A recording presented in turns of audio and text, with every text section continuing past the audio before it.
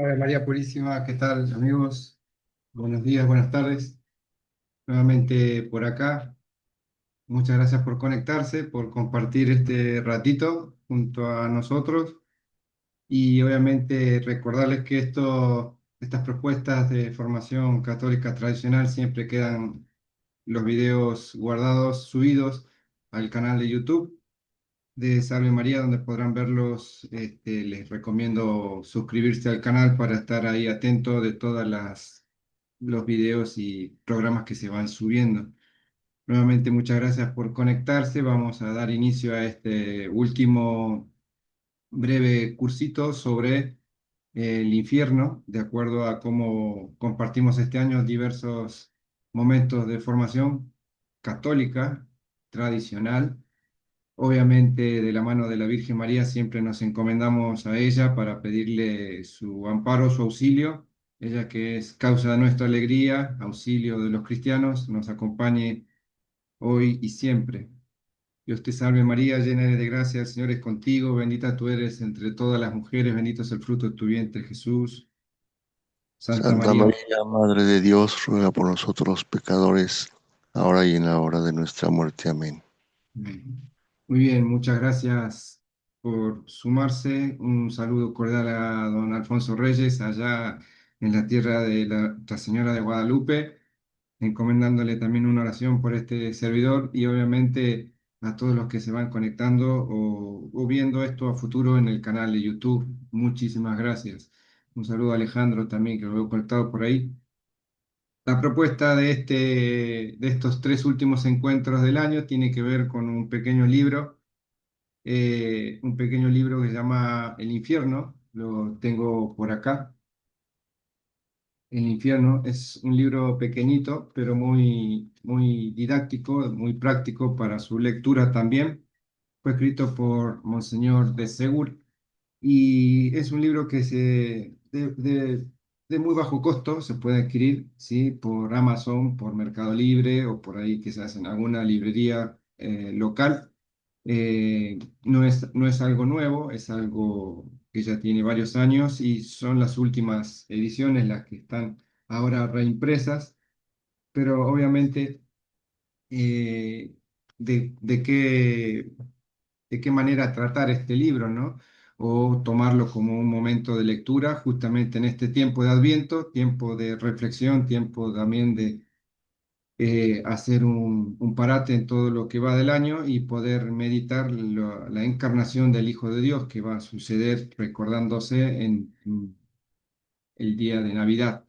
Con lo cual, tener presente estas verdades doctrinales como la del infierno, como la del juicio particular, la del juicio final también, el purgatorio, el cielo, son elementos que hacen a nuestra doctrina católica y que siempre tienen que estar en mente y en corazón de todo fiel devoto, de todo feligrés que se, se interese realmente por llevar una vida santa y poder, obviamente, por la misericordia de nuestro Señor, alcanzar el cielo, ¿sí? Nuevamente, les comparto brevemente.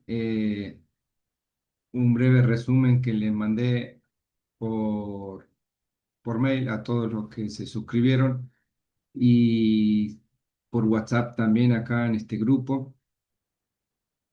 Este breve resumen habla de justamente haber resumido este pequeño libro, ¿sí? Son los primeros, tiene varios capítulos, es muy accesible a la lectura, profundo en algunos momentos, cuando también cita a Santo Tomás o cita a los padres de la iglesia, ¿sí? Es un libro que lo podemos, ahí les comparto, este documento se los envié por WhatsApp y por mail, un link para poder encontrarlo digitalmente en PDF, para poder descargarlo aquel que lo desee, pero siempre recomiendo por ahí aquel que pueda hacer la opción de la compra en papel, porque va quedando ahí en una biblioteca personal y obviamente de lectura y relectura del libro, ¿no? Nunca va a ser mejor el digital que un libro como tal, ¿sí? Así que es bueno poder buscarlo y adquirirlo. Es de bajo costo, casi $8 en Amazon, 11.000 pesos por acá por Argentina. La figura que vemos ahí es la de Monseñor de Segur, es justamente quién era, vamos a repasar rápidamente, Monseñor Luis Gastón Adrián de Segur, nacido en el 1820 y fallecido en el 1881, fue un prelado, escritor y apologista católico francés, ¿sí? Fue el promotor en organizar los primeros congresos eucarísticos en Francia, en Lille, en el año 1881, que fue aprobado también por el Papa, ¿sí? Nació en París y se dedicó fervientemente a la apologética. Entonces, la apologética, para los que conocen, es aquella defensa doctrinal de la fe ante los errores que obviamente el mundo y sus seguidores atacan la Santa Fe Católica, ¿sí? Entonces, la apologética es esa rama de nuestra doctrina que busca estudiar para una defensa concreta, saber responder, a contraatacar aquellos ataques que van directamente a nuestra fe. ¿Y quiénes nos atacan? Obviamente aquellos que se han separado, aquellos herejes, aquellos cismáticos, aquellos apóstatas que apostatan, que se alejan de la fe tradicional de nuestra iglesia y que obviamente a los seguidores los va a buscar como aquellos a perseguir y a destruir al final de cuentas. Y por detrás de todo esto sabemos quién está, que es aquel interesado en que nuestras almas se vayan por un camino errado, se pierdan definitivamente y obviamente no lleven una vida santa, no lleven una vida de acuerdo a lo que nos enseñó nuestro Señor Jesucristo, ¿sí? Monseñor de Segur, que es el autor de este pequeño librito, que lo pueden conseguir, como les decía, ojalá lo consigan en papel. No es un libro de mucho tiempo en cuanto a lectura, pero muy, muy valioso para conocer estas verdades doctrinales sobre el infierno, ¿sí? Monseñor de Segur, francés, obispo y escritor católico, defensa del catolicismo a través de la escritura y de la acción social, organizador de los primeros congresos eucarísticos en Francia, se dedicó a la apologética, ¿sí? Sus obras notables, importante escritor, muy activo en cuanto a defender la fe católica, convirtiéndose también él en sus escritos y su voz en una influyente arma contra el liberalismo y el secularismo que había ya en aquellos años, 1840, 1850, ¿sí?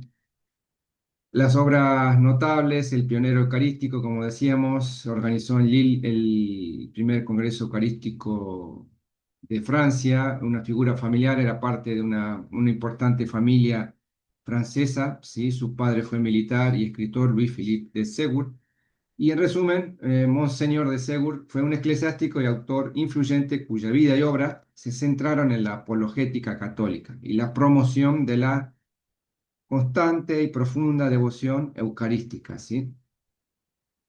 El infierno, si lo hay, ¿qué es y de qué modo evitarlo? Dice Monseñor de Segur, ¿sí? Aborda la existencia natural, naturaleza y eternidad del infierno basándose en la fe católica, la tradición universal, la razón, con el objetivo de mover al lector a la conversión. O sea, compartimos hoy, durante estos últimos 3 encuentros del año, este pequeño texto que habla sobre el infierno. ¿Y por qué tratamos sobre el infierno? Porque necesariamente debemos tenerlo presente, porque doctrinalmente también es menester aprender de qué se trata, si existe, si no existe, si realmente qué sucede o quiénes van ahí o quiénes estuvieron.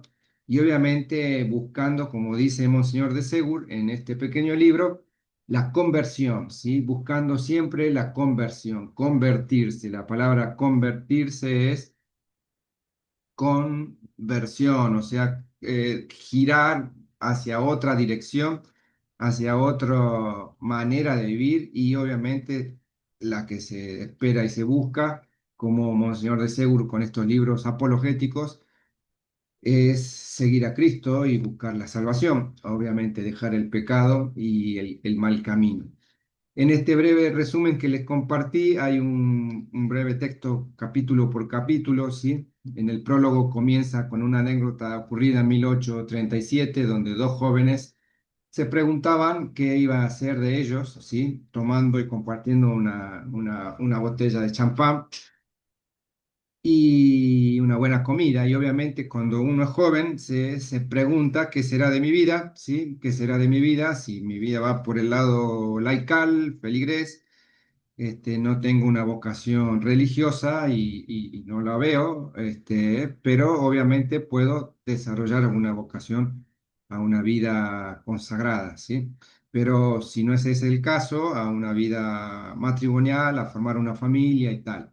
Obviamente cuando uno es joven va preguntándose como estos dos anécdotas de estos dos militares, qué será de la vida de ellos y en una carrera militar, bueno, primero serán soldados, después serán algún grado de avance en la carrera militar, tenientes, sargentos, capitanes, coroneles, generales y demás, y uno de ellos pregunta al otro, ¿y después de eso qué? ¿Sí? Como también nosotros podemos preguntarnos después de nuestra vida a qué, cuando fuimos jóvenes, íbamos avanzando en edad, estudiamos, trabajamos, formamos una familia. Nacen los hijos, va pasando el tiempo, cambio de trabajo, suceden situaciones, algunas felices, algunas más dolorosas, pero el tiempo va pasando y después de eso, ¿qué? ¿Sí? Va llegando un momento en el cual uno se hace mayor y obviamente sin tener en cuenta de que la muerte nos puede encontrar, o como dice, en cualquier momento, nadie sabe ni la hora ni el lugar. eh, Puede suceder cuando uno es niño, puede suceder cuando uno es mayor, joven, adulto o en la tercera edad, como se dice, pero naturalmente siempre surge la pregunta que el hombre va preguntándose, después de esto, ¿qué pasa? Después de esto, ¿qué sucede? Después de esto, ¿qué hay?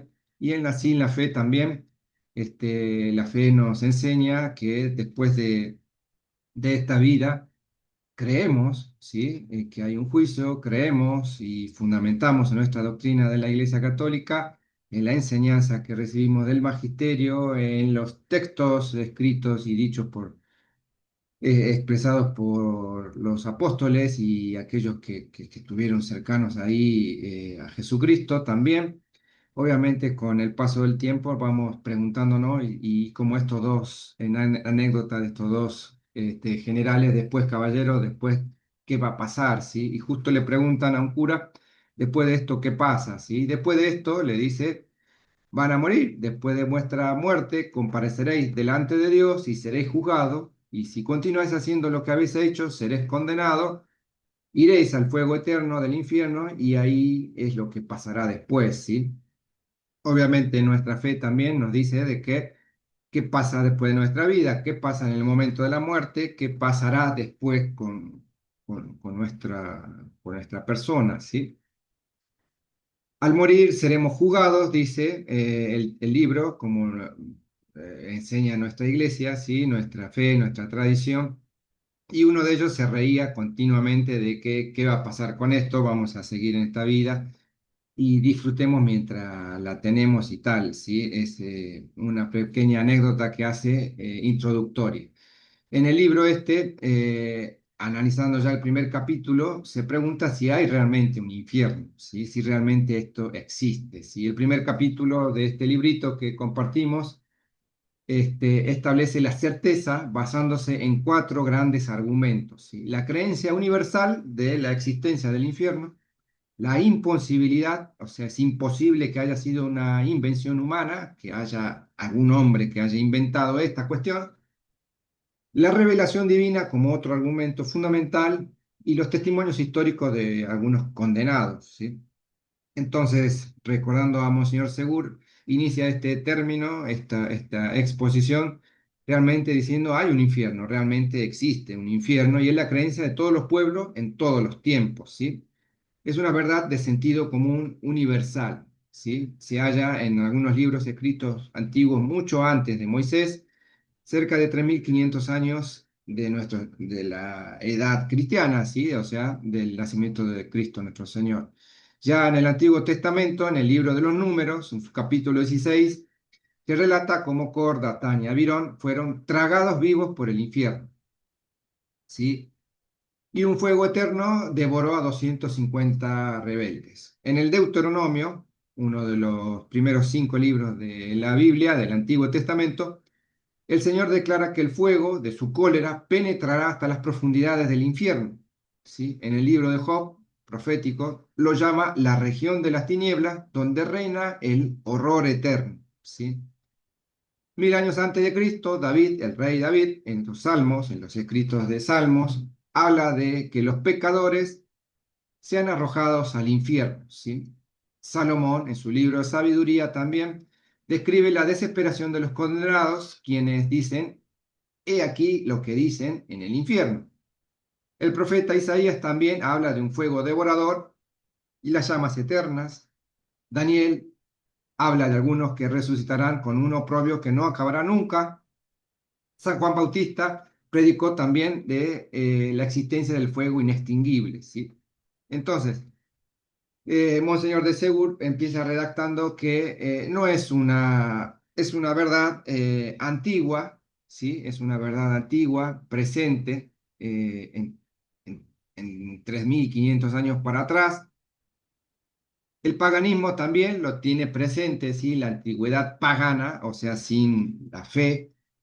También lo atestiguaba bajo el nombre de tártaros, ¿sí? Sócrates, citado también por Platón, afirma que los impíos son precipitados al tártaro, aquel lugar donde se sufre horriblemente y hay eternos tormentos, ¿sí? Filósofos como Aristóteles, Cicerón y otros poetas como Homero y Virgilio recogen estas tradiciones de castigos sin fin, o sea, en el Antiguo Testamento y en el paganismo, en el intelectualismo de Platón, Sócrates, Aristóteles y demás, también existía un lugar donde hay un castigo eterno, ¿sí? Hay un infierno, sigue Monseñor de Segur analizando en este pequeño texto. El infierno no ha sido inventado, como decía uno de sus 4 grandes argumentos, ni pudo haber sido invención alguna humana, ¿sí? Como que no hay el nombre o históricamente de quién hubiese podido inventar esto, ¿sí? Sabemos que toda invención humana tiene un inventor, tiene una fecha aproximada de cuándo sucedió, cuándo emergió esa cuestión, ¿sí? Esa invención. En este caso no, está obviamente más allá de toda invención o de buscar un inventor del concepto del infierno, tampoco existe, pero siempre estuvo presente en toda la humanidad desde muchísimos años atrás, ¿sí?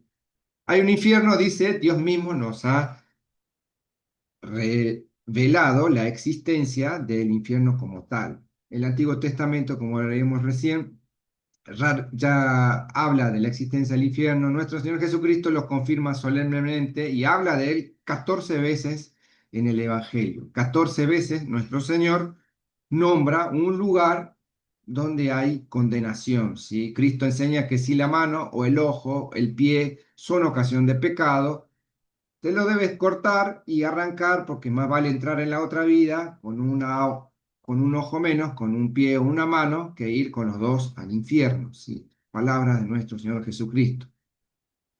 Al fuego que no se extiende, donde no muere el gusano del remordimiento y donde el fuego no cesará jamás.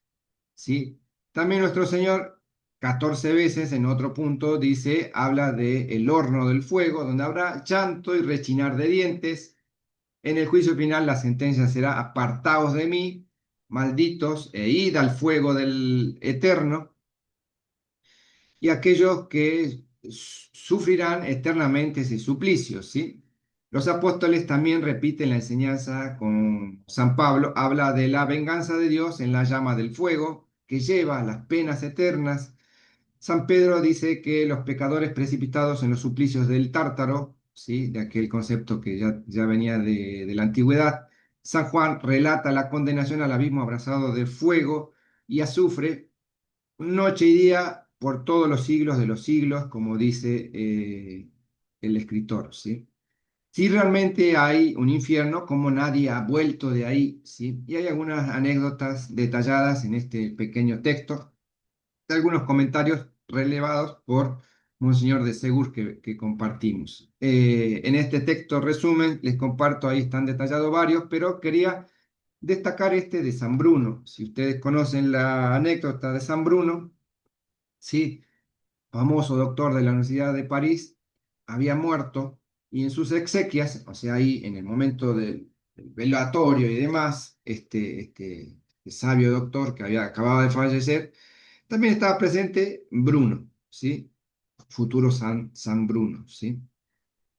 En su primera aparición, mientras se leía el oficio de los difuntos, aquel sacerdote que llevaba el oficio le dice, respóndame cuán grandes y numerosas son tus inquietudes. Y se oyó una voz sepulcral bajo el paño del difunto muerto que estaba ahí. Por justo juicio de Dios he sido acusado. En una siguiente comentario también, al reanudar la ceremonia, el muerto se levanta, se ergue ahí sobre el cajón y dice, por justo juicio de Dios he sido juzgado. En un tercer momento, al día siguiente, ante todos los intelectuales ahí de la Universidad de París que acompañaban a este doctor prestigioso que acababa de perder la vida, nuevamente sucede lo mismo, por justo juicio de Dios he sido condenado, dice, ¿sí? El cadáver despojado de sus insignias y después fue arrojado. En el medio de esta situación estaba aquel que sería San Bruno, conmovido por este testimonio, decidió irrevocablemente dejar el mundo y dedicarse a seguir a nuestro Señor, fundando lo que fue después y lo que es la Gran Cartuja, ¿sí? Monseñor de Segur relata en estos breves comentarios, no lo voy a leer uno por uno, son como tres o cuatro, cinco creo, de distintos momentos en los cuales en situaciones particulares se expresa la existencia del infierno, ¿sí? Quería avanzar sobre este punto que dice, ¿por qué son tantos los esfuerzos en negar la existencia de un infierno, ¿sí? Y es algo que en este tiempo lo vemos y cada vez más frecuentemente común escuchar de que, bueno, ese lugar no existe, el infierno realmente es una invención humana, o el infierno es el lugar de aquellos cristianos muy extremistas que piensan que hay un lugar donde el hombre se va a perder eternamente y en realidad no creen ni en la eternidad y ni mucho menos en el juicio, ni mucho menos en la existencia de un lugar donde se sufre la condena. Los negadores están directamente interesados, ya escribía en el año 1850 Monseñor de Segur este texto y expresaba esto, ¿sí? En ello, como los ladrones que odiarían a la policía, es un intento de acallar el miedo, ¿sí? Los coríferos de la incredulidad, como Voltaire y Diderot, también en la hora de la muerte, con pánico, pidiendo a sacerdotes o cayendo en la desesperación, ¿sí? Y como tal, obviamente, podemos en vida decir no existe, no existe, no existe como tal y tal, pero llega un momento en el cual la vida se va acabando, se va terminando y obviamente está desesperado, quizás preguntando por qué no me buscan un cura, por qué no llaman a un sacerdote, más allá del odio que haya tenido en vida a la fe y a la cristiandad en un momento tan crucial de ver la cercanía del fin. Aquel hombre, aquella mujer también se pregunta y en algunos casos se desespera por la cercanía de alguien que rece por él y que quizás tenga un momento de conversión final, ¿sí? Si los muertos volviesen con más frecuencia, no por esto se creería en el infierno. Tampoco es así, ¿sí? O sea, si tuviéramos el contacto con aquellos que están ya del otro lado y volvieran y nos comentarían y demás, creo que tampoco serían dos o tres los que creen y el resto tampoco creería nada absolutamente de la existencia del infierno. Por eso es moneda corriente y común actualmente y hace un tiempo incrementar eh, la incredulidad de que esto realmente existe, ¿sí? De que realmente hay un lugar donde hay una condenación, antes de ir a ese lugar de la condenación, alguien te juzga y obviamente hablamos así como habla el mundo, ¿sí? Esta es una ilusión, como lo enseña nuestro Señor en la parábola del rico Nicencio y Lázaro. El rico desde el infierno dice, suplica a Abraham que envíe a Lázaro para advertir a mis cinco hermanos. Y Abraham le responde que ya tenés a Moisés y a los profetas. Y el condenado le replica, si ven venir a alguno de los muertos harán penitencia.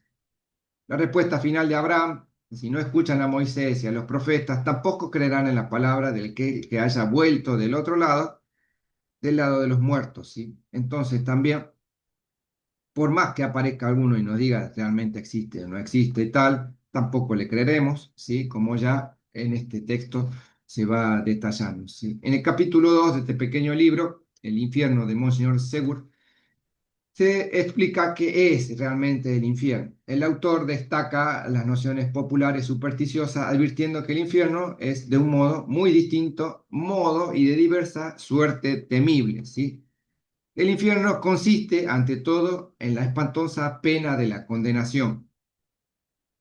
La primera y dominante es la condenación, la total separación de Dios, la maldición, ¿sí? Habiendo sido la criatura hecha para Dios como su única luz, vida y felicidad, y la privación absoluta de esa relación con el Creador genera un vacío absoluto y desesperante, ¿sí? Si hemos sido creados para Dios, para dar gloria a Dios en esta vida y después en la eternidad, obviamente no tener ese vínculo con ese creador ya es una cuestión desesperante. El caso del padre Surim del siglo XVII expresa: este jesuita virtuoso se ofreció como víctima para liberar a una religiosa poseída y el demonio tomó posesión del cuerpo del jesuita por casi 20 años. Él relató sentir como todo su ser se dirigía hacia Dios, su bien infinito, mientras que una fuerza irresistible lo separaba, lo repelía. Se sentía privado de la vida y de la luz, sumergido en un abismal del mal, comparando su desesperación con una flecha lanzada y rechazada invenciblemente, ¿sí? Esta desesperación, también nombrada por ahí como aquel gusano del remordimiento, que no muere jamás y que nace de la corrupción del pecado. Esta es una desesperación completa, sin mitigación, sin alivio, ¿sí? Los condenados exclaman: luego nos hemos engañado, ¿sí? Hemos sido contagiados por ese gusano de la desesperación, ¿sí? Una desesperación que acompaña el odio a Dios. El condenado aborrece después de su juicio todo lo que le acontece, ¿sí? Obviamente a Dios ve en terribles efectos su justicia y su castigo merecido. Un demonio de un exorcismo en Mesina también describe como el ser que no ama a Dios, ¿sí? Como aquel ser que no ama a su creador. El infierno, dice Monseñor de Segura en este pequeñito libro que estamos compartiendo, consiste en un segundo lugar, en aquello que es la pena horrible del fuego. Y realmente preguntarnos si realmente en el infierno como tal, como siempre lo vimos en imágenes y tal, sería como aquel lugar donde hay fuego, ¿sí? Donde hay llamas, donde hay un lugar de fuego eterno, ¿sí? La existencia del fuego es de verdad fe revelada y es un fuego sobrenatural e incomprensible. El fuego terrestre es una miserable figura en comparación con el fuego eterno, ¿sí? Hay cuatro anécdotas acá que también Monseñor de Segur destaca, sí, los eclesiásticos no tienen más que un defecto y es que dicen 100 veces menos de lo que existe, ¿sí? En 1850, al escribir este texto, Monseñor de Segur ya se quejaba de que los eclesiásticos, o sea, el clero, no enseña y enseña cada vez muchísimo menos de lo que realmente existe el infierno, ¿sí? Voy a pasar hacia el otro punto que dice: el fuego del infierno es un fuego corpóreo, ¿sí? Siguiendo a Santo Tomás de Aquino, que lo destaca y recalca en este texto, Monseñor de Segur, y la teología católica, el fuego del infierno es un fuego real, corpóreo y verdadero, ¿sí? Debe ser corporal porque después de la resurrección los muertos sufrirán en pena corporal el juicio y la condenación. Sabemos por nuestra fe que en el momento del juicio final nuestros cuerpos se unirán nuevamente con el alma, ya sea para el camino final, ojalá así sea Dios y bendito sea por su misericordia, hacia la salvación eterna, hacia el paraíso, hacia el cielo, o ese cuerpo y esa alma unidos a la condenación eterna. O sea, se sentirá corpóreamente lo que hoy sentimos como fuego, que no se compara con aquel, como expresa Monseñor de Segur, pero ya lo vemos y lo sentimos cada vez que sentimos cercanía con el fuego. El fuego ilumina, quema, tiene alta temperatura, produce dolor. Si tocas algo con alta temperatura o con fuego, te quema, te lastima, te abre la piel, te duele. Si te vuelves a acercar hacia la fuente de calor, es más intenso el dolor y tal. Imagínense que ese fuego corpóreo también sentirán aquellos malaventurados que hayan vivido alejados del Creador o de habiendo recibido el juicio final, ¿sí? El fuego del infierno, aunque corpóreo, ataca principalmente a las almas, dice Monseñor de Segur. El alma separada del cuerpo sufre los efectos del fuego de la misma manera que los demonios, que son espíritus puros, también lo sufren. El alma del condenado sufre los efectos de un fuego corpóreo, lo cual no es imposible, ya que el cuerpo material obra constantemente sobre el alma espiritual en esta vida. Esta vida, como sabemos, cuerpo y alma unidos, en el momento de la muerte, esa separación se produce, el alma creada por Dios nuestro Señor, eterna, y el cuerpo a consumirse, ¿sí? Que en el momento del juicio final, en el momento de la redención, aquellos bienaventurados unirán nuevamente a su cuerpo glorioso, como el de nuestro Señor, mostrado al tercer día del momento de la resurrección de nuestro Señor. Se unirá el cuerpo glorioso para dar gloria a Dios eternamente, y en el caso de los que no hayan seguido a nuestro Señor, obviamente unirse nuevamente cuerpo y alma a sufrir esta condenación, ¿sí? Relata tres anécdotas del capellán mayor de San Cré, la anécdota de la mano quemada de San Foligno, ¿sí? O sea, distintos relatos históricos de aquel momento, ¿sí? Destaco estos últimos puntos donde está el fuego del infierno, dice Monseñor de Segur, en este pequeñito libro que estamos compartiendo. La enseñanza católica, incluyendo el Catecismo de Trento y obviamente al más sabio entre los santos, Santo Tomás de Aquino, indican que el infierno tiene su asiento especial en el centro de la tierra, ¿sí? Y in medio terrae. Esto se apoya en que el infierno significa un lugar inferior, ¿sí?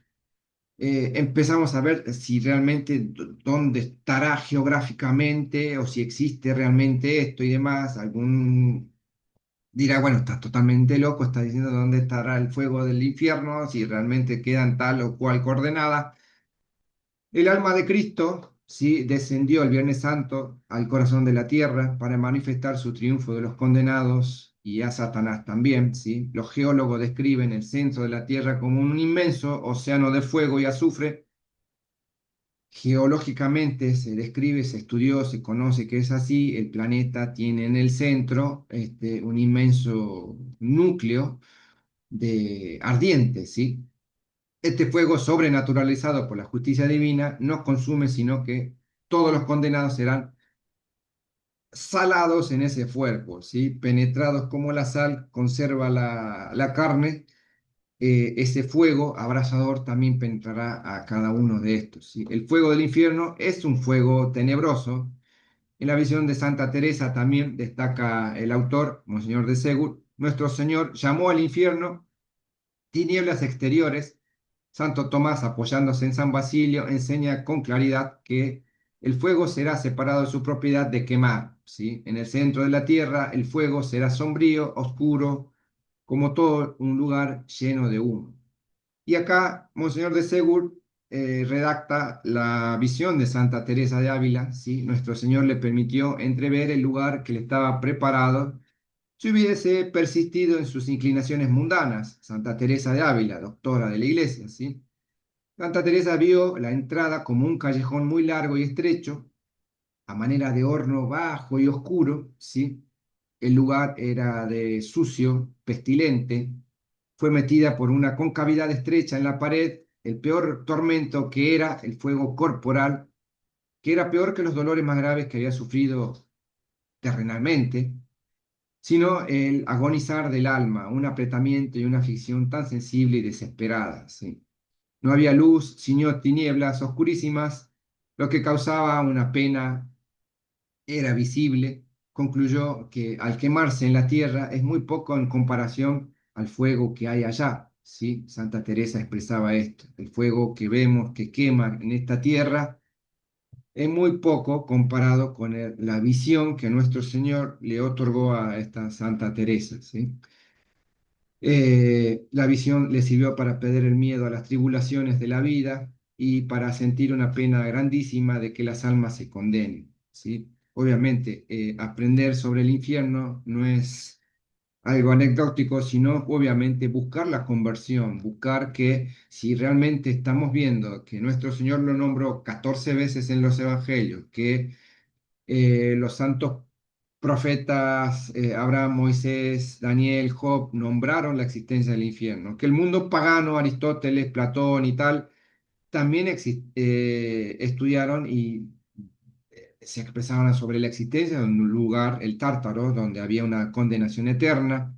Si esto, como dice Monseñor de Segu, no es una invención humana, donde no hay una fecha y un inventor como tal, sino realmente esto realmente existe, ¿sí? Otras penas muy grandes que acompañan el sombrío fuego del infierno, la justicia divina exige que cada uno será castigado por donde habrá pecado, ¿sí? Además del fuego, los condenados experimentarán el llanto y rechinar de dientes.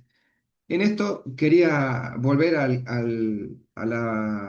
la cita bíblica del Evangelio en la que dice nuestro Señor, si tu ojo, si tu mano, si tu pie es ocasión de pecado, o sea, si mi ojo mira cosas pecaminosas, si tu mano ejecuta obras impiadosas, si tu pie te lleva por un mal camino, más te vale cortarte todo eso que ir al cielo con uno menos, que condenarte en cuerpo entero con los ojos y la mano y el pie que te llevó por mal camino al fuego eterno. ¿Sí? Y esto nos enseña nuestro Señor.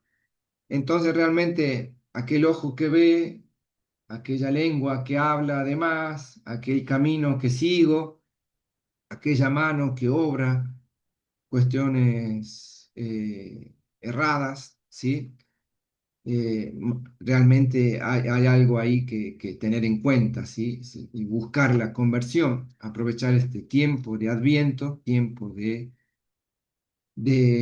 oración, tiempo de conversión, ¿sí? El castigo específico de cada sentido será específico de acuerdo al sentido que cada uno llevó, o sea, como que expresa que realmente en aquel lugar del infierno tu castigo será mayor conforme al sentido que fue el que te llevó por más caminos profundamente, ¿sí? Si fue la vista, si fue el tacto, si fue el gusto, la gula, si fue el hablar, si fueron los malos pensamientos y tal, realmente ahí donde será mayor el castigo, ¿sí? Dice cada castigo específico de cada sentido y órgano donde pecaron los ojos, los oídos, la lengua, la mano, el cerebro, el corazón, ¿sí? El tormento de todas estas criaturas, el universo entero combatirá con el Señor contra los insensatos, la execrable compañía de Satanás y todos los demonios será un aumento de la desesperación, el odio y la rabia, ¿sí? El capítulo 3 de este pequeñito libro que busca la conversión, aprender sobre el infierno, las verdades doctrinales para eh, buscar un camino de conversión, o sea, de purificación. En el capítulo 3 la eternidad de las penas del infierno es una verdad de fe revelada, ¿sí? La verdad de la eternidad ha sido revelada constantemente. El profeta Isaías habla de las llamas eternas, Cristo asocia el suplicio eterno, ¿sí? Suplicio eterno, llamas eternas, el lugar del rechinar de dientes, el lugar del fuego eterno. El infierno es necesariamente eterno a causa de la naturaleza misma de la eternidad, ¿sí? Si realmente ofendimos a un creador que es eterno, nuestra culpa, nuestra pena debe ser en la misma dimensión eterna, ¿sí? Las penas no pueden tener alivio ni término, ¿sí? Un par de meses, un par de años, un par de días, ¿sí? Como se ajusticia humanamente a un reo, a un delincuente, se le da una pena, se le da un juicio justo y se le aplica una pena de 10, 15, 20 años, ¿sí? En este caso no hay una medida temporal, ¿sí? Las penas no pueden tener término ni alivio, ¿sí? No es que después de los 15 años que pases en el infierno, ojalá haya alguna mediación y se termine para nada, ¿sí? Metafísicamente esto es imposible. La eternidad no está regida por la unidad del tiempo, ¿sí? No se compone en una sucesión de instantes, sino que es toda entera a la vez, toda un mismo momento, ¿sí? La anécdota de San Agustín y San Jerónimo, mientras San Agustín intentaba comprender la naturaleza de la eternidad, se le apareció San Jerónimo diciendo, el ojo no ha visto, la oreja no ha oído y el entendimiento del hombre jamás podrá comprender lo que tú buscas, ¿sí? Obviamente, todas estas verdades, como dice Santa Teresa, no se compara el fuego humano al fuego eterno, ¿sí? Otra razón de la eternidad, las penas y la falta de gracia, ¿sí? Aún así, si el condenado tuviera tiempo, no podría convertirse, pues la conversión exige un don esencialmente gratuito de la gracia de Jesucristo, el cual solo se otorga durante esta vida. Durante esta vida recibimos la gracia, durante esta vida tenemos ese don de la gracia, de poder acceder a los sacramentos y recibir la gracia de nuestro Señor. En la eternidad esto ya no tiene lugar, ¿sí? Sin lugar de sacramento, sin lugar de acceder a la gracia, el arrepentimiento y el perdón ya es imposible. Es este momento el que vivimos hoy, año 2025, en el cual debemos buscar la conversión y buscar la gracia, ¿sí? Volver a nuestro Señor y estar en constante vigilia, ¿sí? El mal rico, por ejemplo, solo grita, sufre horriblemente y pide alivio, no perdón, lo que demuestra que detesta el castigo que le falta. El mismo ejemplo de hace un rato, aquel que le decía, mándalo a Abraham que moje, aunque sea los labios en agua y me refresque de este tormento, y había una gran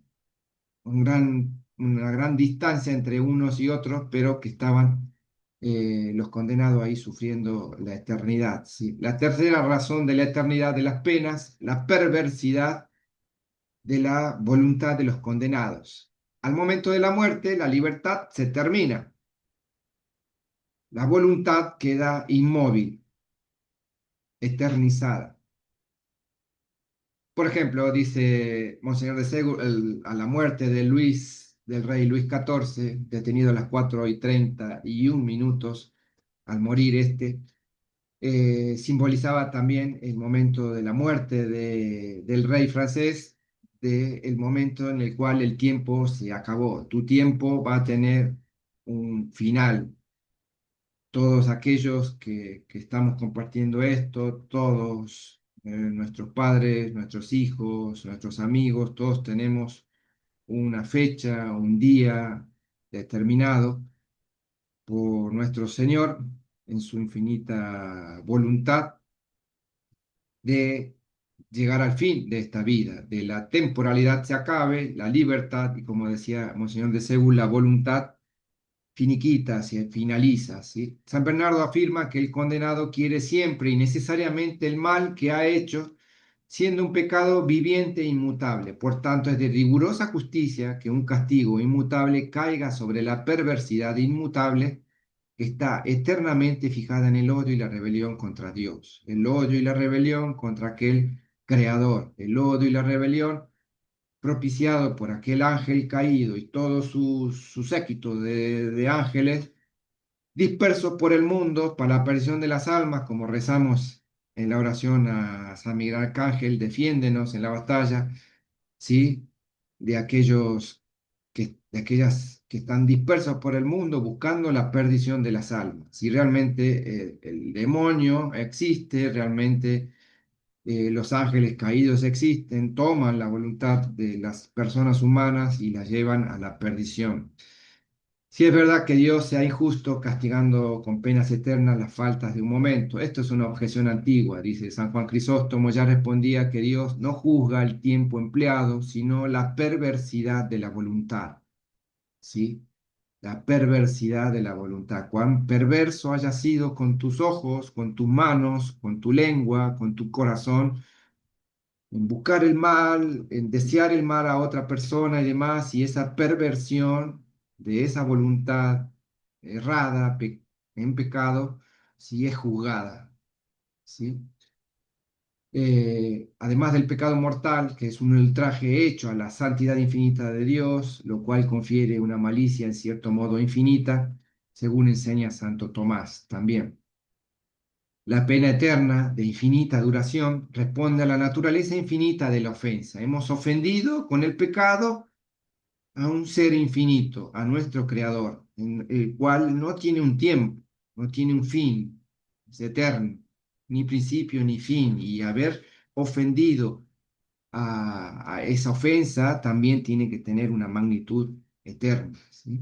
La intensidad de la pena es finita y proporcionada exactamente a la gravedad de la falta de cada condenado. La justicia divina exige esta pena eterna, pues el infierno es el reino de su justicia, mientras que la bondad se ejerce aquí en la tierra, ¿sí? La bondad, la misericordia de nuestro Señor en este tiempo de, de voluntad y de libertad, la cual debemos utilizar para el bien de nuestras almas, para el bien de nuestros prójimos, ¿sí?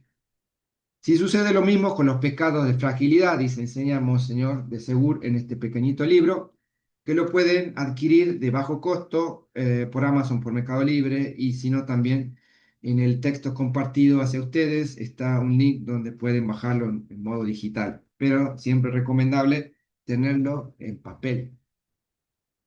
Quizás compartirlo después con un hijo, con un sobrino, con aquel que desee también conocer estas cuestiones doctrinales el lugar de la condenación. Si sucede lo mismo, dice Monseñor de Segur, con el pecado de la fragilidad.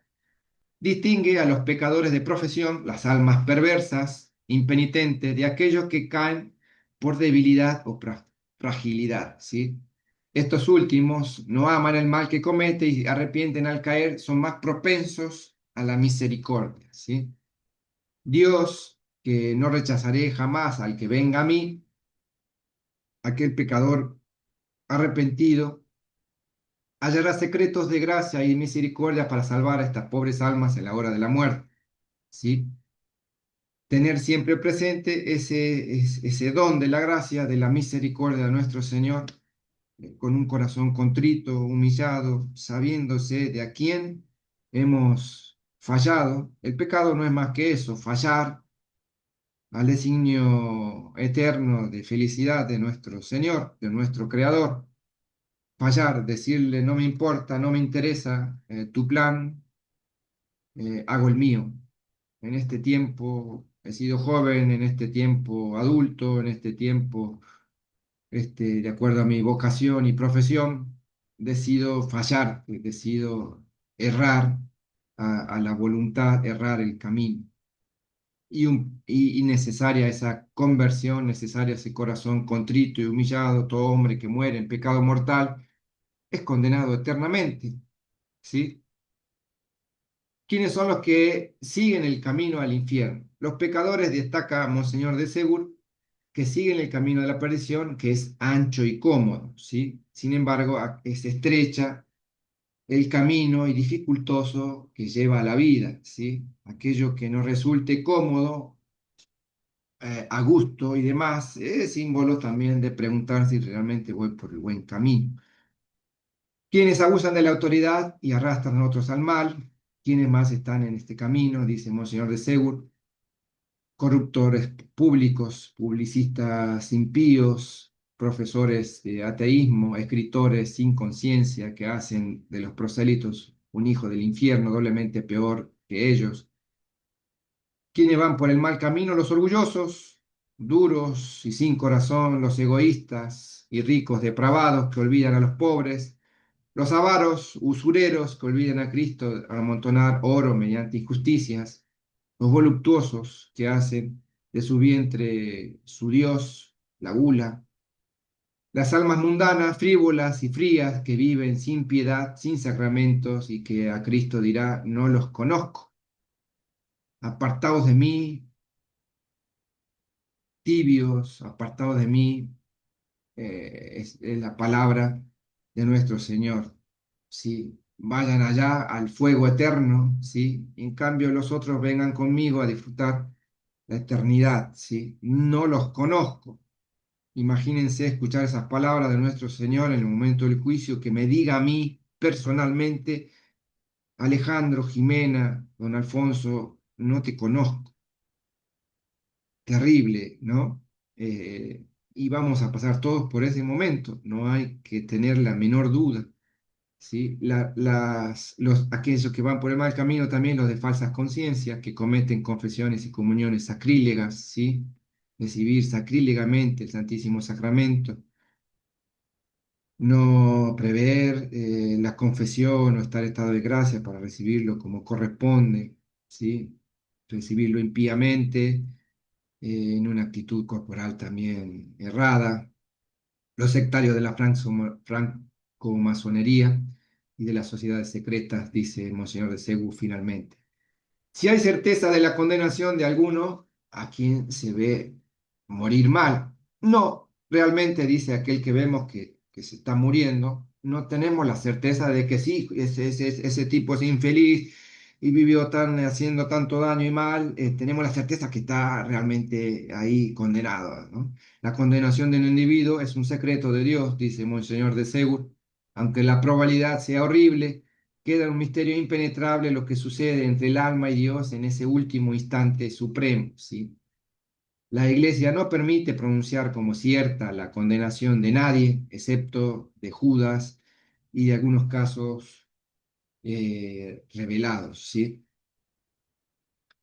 Destaca acá el padre Monseñor Sesegur, tres o cuatro casos más, ¿sí? Que voy a pasar por arriba, los pueden leer.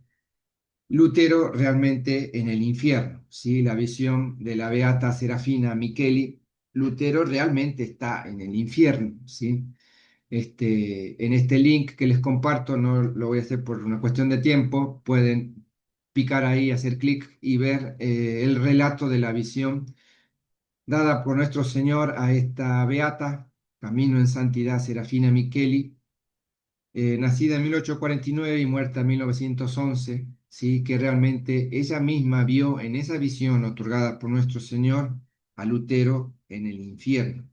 Lutero que recibió una estatua puesta hace unos años atrás en el mismísimo Vaticano, de color rojo, recuerdo, eh, un símbolo nefasto realmente de algunos años que debemos llevar al olvido y pedir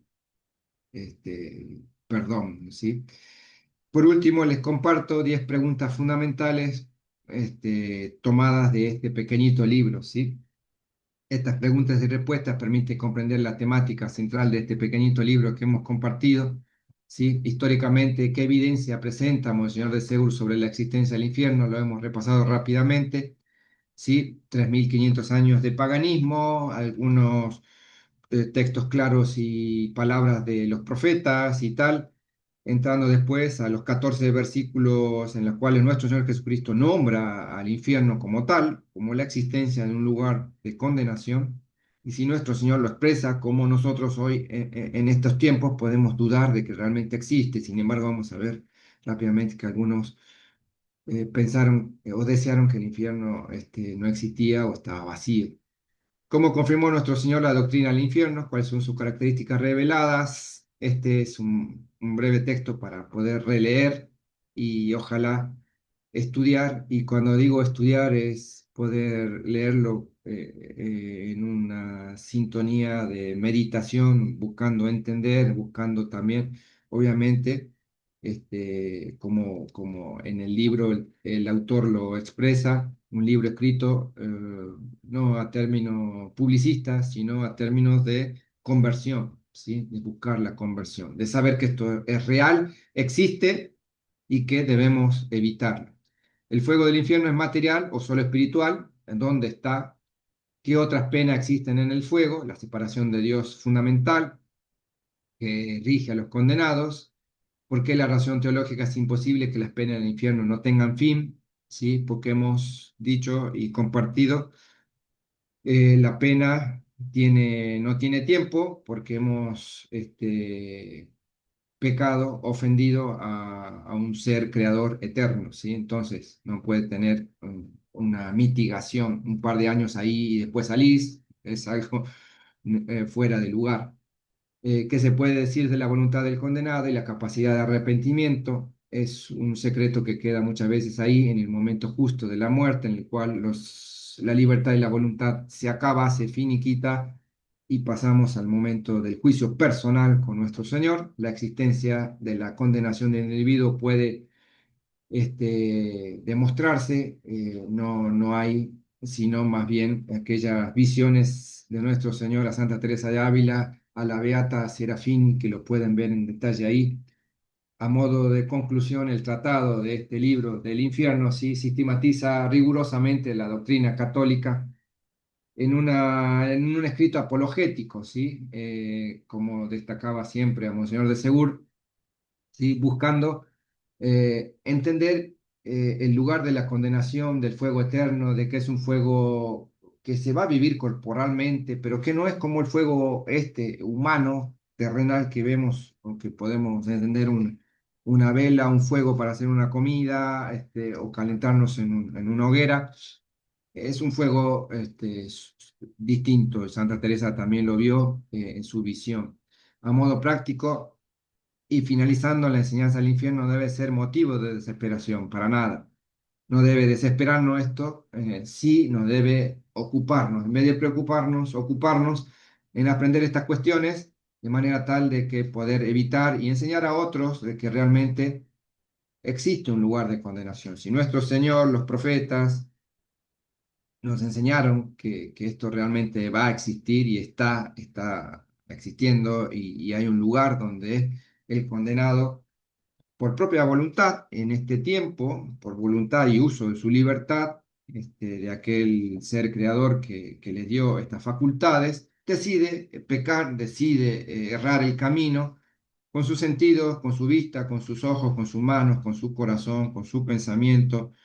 Ya lo repetimos en la misa, ¿sí? El pecado de pensamiento, palabra, acto y omisión, ¿sí? Estas cuestiones deben ser presentes en nosotros, no preocupantes, sino realmente buscar la conversión. Y finalizo este breve encuentro, uno de tres.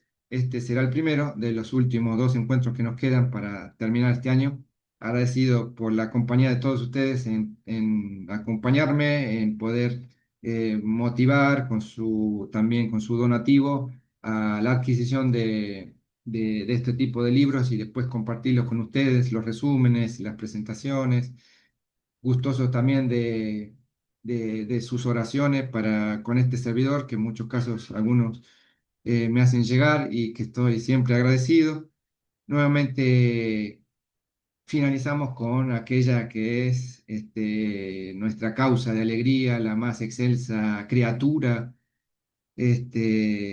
prevista y por Dios en la eternidad, ¿sí? Si hay alguien que ocupa nuestro lugar fundamental en toda nuestra economía de salvación, digamos, como se dice por ahí, es la Santísima Virgen María, Madre de Dios y Madre nuestra, mediadora de todas las gracias, por más que a alguno no le guste, corredentora, ¿sí? Por más que algún otro hereje cismático y apóstata también no les guste, nombrarla así públicamente a la Madre de Dios y Madre nuestra, que en las letanías es bueno rezar el rosario y terminar siempre con la costumbre de recitar las letanías, porque son todos uno tras otro, términos de, de con cariño tratar a la Madre de Dios, ¿sí? Y la Madre de Dios también, en Fátima, se tomó el trabajo Nuestra Señora de enseñarle el infierno a tres pastorcitos de 9, 8, 10 años. Imagínense eh, la situación, ¿sí? Si hay algo que por ahí a nuestros hijos, que son chicos, o no hablamos delante de ellos, o evitamos tal o cual cuestión o comentario porque están los chicos y demás, Nuestra Señora lo llevó de cabeza, se lo mostró realmente como tal, ¿sí? Podemos decir que la Madre de Dios está preocupadísima, siempre y está en que ese lugar no sea nuestro destino final.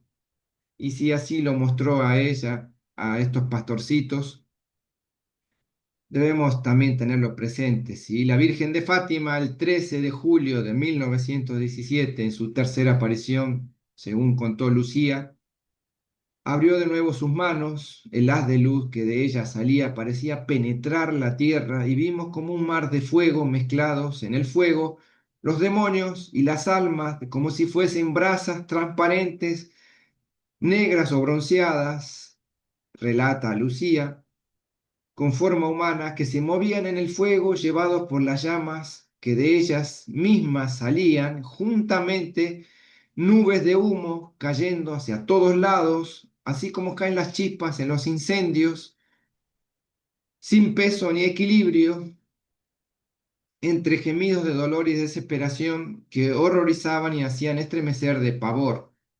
Aterrados, levantamos la mirada hacia Nuestra Señora, quien nos dijo con bondad y tristeza: han visto el infierno, a dónde van a parar las almas de los pobres pecadores.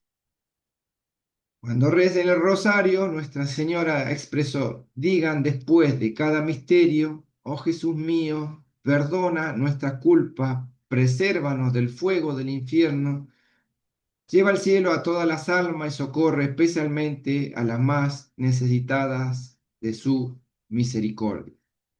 Palabras expresadas por Nuestra Señora a tres pastorcitos de 8, 9 y 10 años, en los cuales el texto destacado por Lucía recuerda el momento en el cual Nuestra Señora se lo mostró.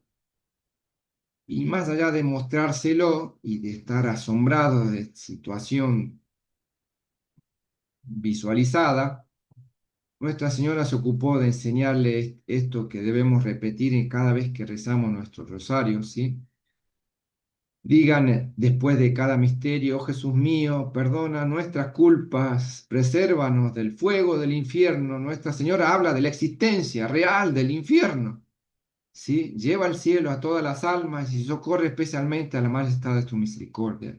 Está hablando un poco ahí: socorre especialmente a la majestad de tu misericordia del purgatorio, ¿sí? Que será motivo de otro encuentro. Por último, ¿qué dicen los últimos papas sobre el infierno? El 14 de enero el Papa Francisco, el 2024: me gusta pensar que el infierno está vacío, decía el Papa en defensa de los textos sobre la bendición de pareja del mismo sexo. El infierno no existe, lo dijo en el año 2018, en un jueves santo, ¿sí? Su santidad, en una reunión anterior, también expresó que seguramente esto no existe. ¿En dónde están las almas malas? ¿Dónde están los castigados? No solo son castigados los que se arrepienten, obtienen el perdón y van a la fila de las almas que lo contemplan, pero que no se arrepienten y por lo tanto no pueden ser perdonadas. San Juan Pablo II, el Papa, también destaca esto, ¿sí? A tal punto que se atrevió a corregir de fondo en la dirección contraria al concepto tradicional del catolicismo sobre el infierno, el cielo. El Papa polaco dijo: no es un lugar físico entre las nubes, el infierno tampoco es un lugar, sino una situación de quien se aparta de Dios. El 28 de julio del 99, en un curso de la audiencia, Juan Pablo II declaró: las imágenes de la Biblia deben ser rectamente interpretadas. Más que un lugar, el infierno es una situación de quien se aparta de modo libre y definitivo de Dios, ¿sí? Algunos comentarios de los últimos papas sobre el infierno. Me quedo al final con estas palabras de Nuestra Señora, irrevocablemente mostradas en la visión a los pastorcitos en Fátima en 1917. No estamos hablando de hace 3000 años atrás, estamos hablando de contemporáneos a nosotros, en los cuales Nuestra Señora le muestra a los pastorcitos la existencia real del infierno y les promueve a rezar una oración, ¿sí? Con lo cual debemos finalizar este primer encuentro rezando y repitiendo esta oración dicha por Nuestra Señora. Oh Jesús mío, perdona nuestras culpas, líbranos del fuego del infierno, preserva del infierno, ¿sí? Lleva al cielo a todas las almas y socorre especialmente a las más necesitadas de tu misericordia. Muy bien, llegamos al final de este primer encuentro. Ojalá le haya servido, puedan adquirir el libro, conseguirlo digitalmente o por ahí poder tener como un momento de lectura, de enseñanza, compartir esto con otros. Esto siempre es así, es prioritario y les sirva de ocasión también para la conversión. Sí, muy bien. ¿Alguna pregunta, comentario? Con gusto la compartimos. Por acá Jimena dice, muchas gracias Ricardo. En Ecuador los sacerdotes no predican sobre el infierno, quizás por miedo, porque les gusta escuchar sobre la misericordia y las cosas bonitas, pero gracias a Dios hay sacerdotes valientes que predican sin miedo, exactamente. Algunos sacerdotes de la fraternidad, obviamente. Pero los hay, los hay. Muchas gracias, Ricardo, por su conocimiento y disposición y buena voluntad. No son grandes conocimientos ni disposición, sino con la ayuda y aporte siempre de ustedes puedo adquirir estos libros, leerlos y armar un resumen y compartirlos e invitarlos a hacer lo mismo. No es nada más que eso.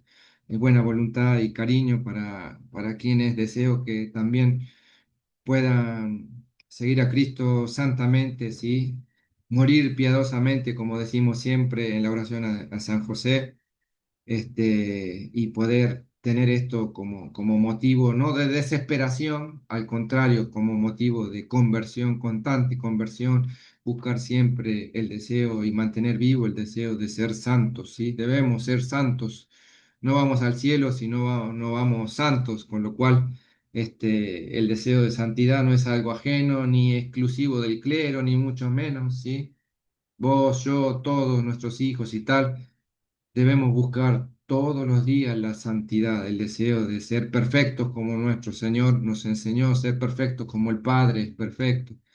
Y nos dejó los instrumentos que son la gracia, a acceder a la gracia de los sacramentos, ¿sí? El sacramento de la confesión constante, continua, frecuente, y el sacramento de la Eucaristía. Con lo cual, bienvenido a todos. Muchas gracias por compartir. Un abrazo grande. Nos vemos, Dios mediante, el lunes y martes. Creo que el lunes y martes habíamos puesto fecha para tener los últimos dos encuentros y definitivamente ya compartir la fiesta de Navidad, la fiesta de recordar la solemnidad y fiesta tan excelsa de la encarnación del Hijo de Dios en el Inmaculado Corazón siempre de nuestra Virgen, Madre de Dios y Madre nuestra. Un abrazo grande, que viva Cristo Rey, que viva María, mediadora de todas las gracias y corredentora. Nos vemos próximamente. Gracias. Chao, gracias.